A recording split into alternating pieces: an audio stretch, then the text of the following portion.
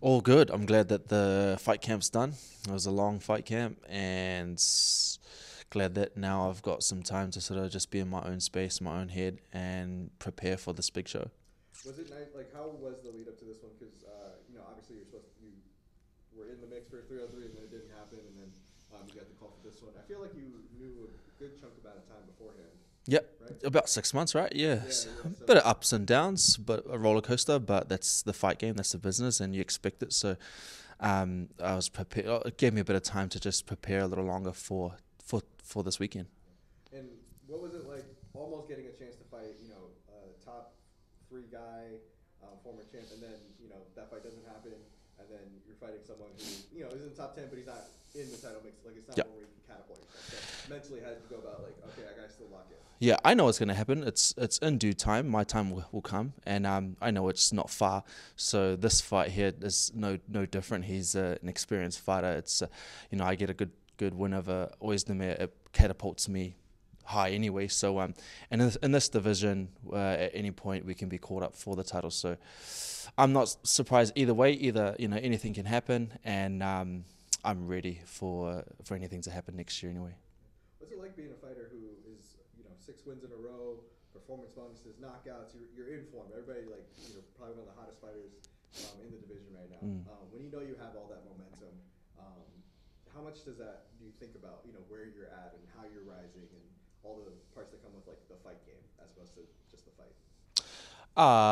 Well, I mean, I've all it is just I've have the confidence in myself within myself because of the hard training that I've been doing over the years, and I know this time was going to come, and it's here now. It's going to present itself sooner than ever. So, um, yeah, I just feel prepared for anything. So, at this point now we're at the top 10, so we've got fighters who are experienced, and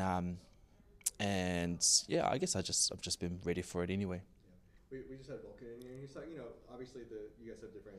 He's been around for longer, so he's Hmm. challenged for titles.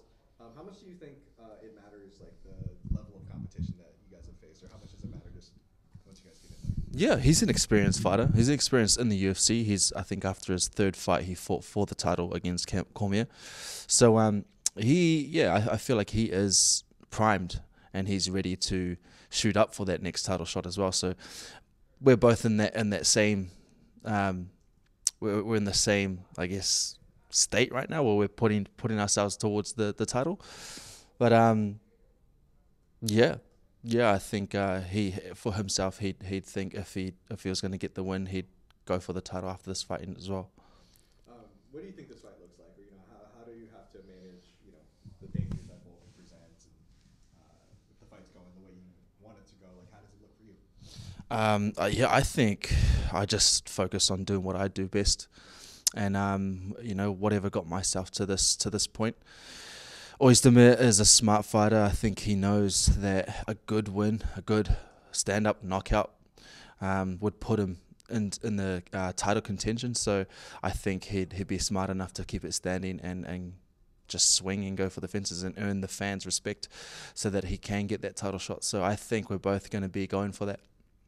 Yeah. And when you're, his when you have a guy who also is like trying to go for the knockout and not just trying to like wrestle you or not just trying to like bull rush you and is kind of like that more of a technician, like what kind of focus does that require when you're in the octagon as opposed to like a guy like Benefield who's just like going to come out gangbusters and you kind of just have to make sure you get out the way and um, when it's Yeah, more of a sure. technical battle, how do you have to think about it?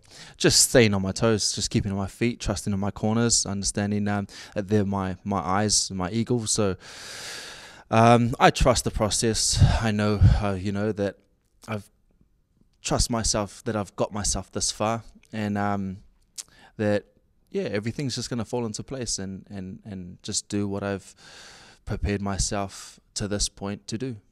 What's the statement you're going to tell the light heavyweight division with your performance on Saturday?